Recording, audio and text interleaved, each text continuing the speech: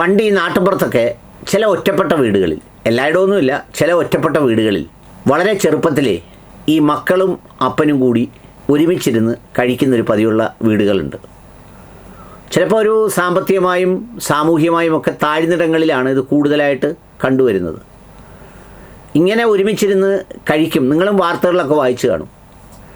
കഴിക്കുമ്പോൾ വലിയ സന്തോഷമായിട്ട് കഴിച്ച് മുന്നേറി കഴിഞ്ഞ് ഈ അപ്പച്ചനങ്ങ് വയസ്സാവും, അങ്ങ് ക്ഷീണമാവും. അപ്പം ഈ മോനെന്ത് ചെയ്യും, കുറച്ചുകൂടെ മൂത്ത് വരും.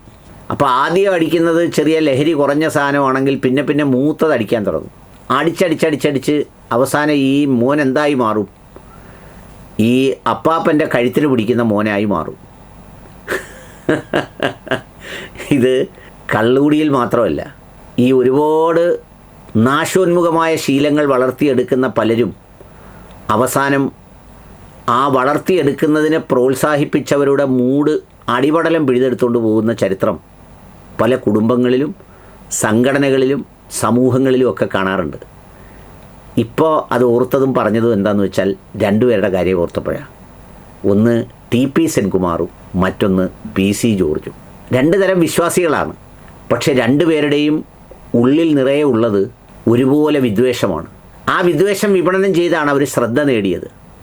ശ്രദ്ധ നേടി ഇപ്പോൾ അവസാനം എവിടെത്തി, അവരെവിടെയാണോ ഇരിക്കുന്നത് അല്ലെങ്കിൽ ഇരുന്നത്, ആ ഇരുന്ന സ്ഥലത്തുനിന്ന് ആ സ്ഥലം കൊടുത്തവരുടെ കഴുത്തിന് പിടിക്കുന്ന സ്ഥിതിയിലേക്കെത്തി. PC ജോർജ് ഒന്ന് ആലോചിച്ച് നോക്കിയേ. പൂഞ്ഞാറിലും ഈരാറ്റുപേട്ടയിലുമൊക്കെ നിറഞ്ഞു നിന്നിരുന്ന കാലത്തിന് ശേഷം ഒരു ഫോൺ കോൾ ലീക്കായി പുള്ളി അവിടുത്തെ ജനങ്ങൾ എതിരാവുകയും വിശിഷ്യ മുസ്ലിം കമ്മ്യൂണിറ്റി എതിരാവുകയും ചെയ്തതോടുകൂടി പുള്ളി എല്ലാ അർത്ഥത്തിലും മുസ്ലിങ്ങളെ കടന്ന് ആക്രമിക്കാൻ തുടങ്ങിയ ഒരു ഘട്ടത്തിലും അരിതടാ ജോർജ് വിവരക്കേട് പറയല്ലേ എന്ന് പറഞ്ഞതേയില്ല.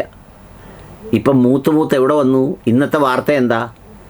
പാലാ ബിഷപ്പ് കല്ലറങ്ങാട്ട് പിതാവ് PC ജോർജിനെ പേര് പറയാതെ കണക്കിന് കൊടുത്തു എന്ന്.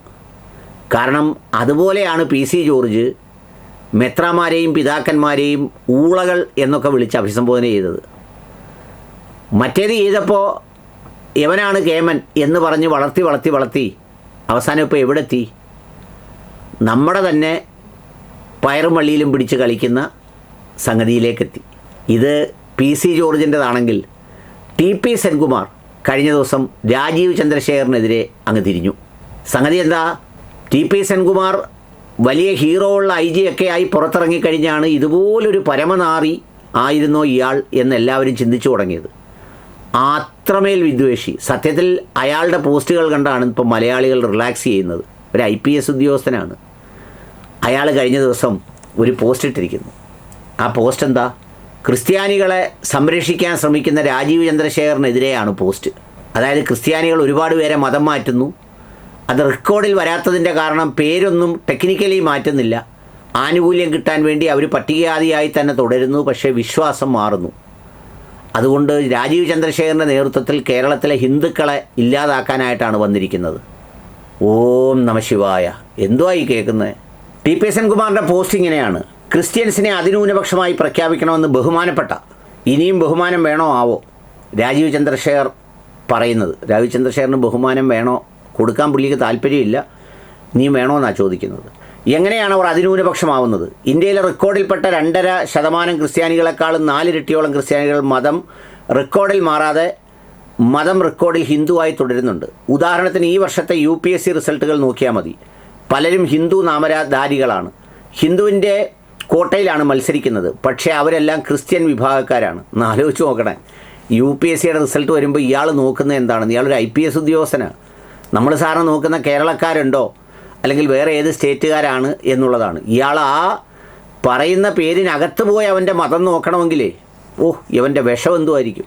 സത്യം പറഞ്ഞാൽ ഇയാൾ സഞ്ചരിക്കുന്ന വഴിയിലൂടെ ആരെങ്കിലും സഞ്ചരിച്ചാലുണ്ടല്ലോ, അല്ല പാമ്പ് ആഫ്രിക്കൻ പാമ്പിനെ പോലെ കടിക്കണ്ട, ആളുകൾ മരിച്ചു പോകും. അതാണ് സ്ഥിതി. ഇതുപോലെ തമിഴ്നാട്ടിലും ആന്ധ്രയിലും പഞ്ചാബിലും എന്നല്ല ഇന്ത്യയുടെ മിക്ക ഭാഗങ്ങളിലും വളരെയധികം പേർ മതം മാറിയിട്ടുണ്ട്. പക്ഷേ SC OBC സംരക്ഷണം കിട്ടുന്നതിന് വേണ്ടി റെക്കോർഡിൽ അവർ കരുതി കൂട്ടി മതം മാറാതെ ഹിന്ദുവായി തുടരുന്നു.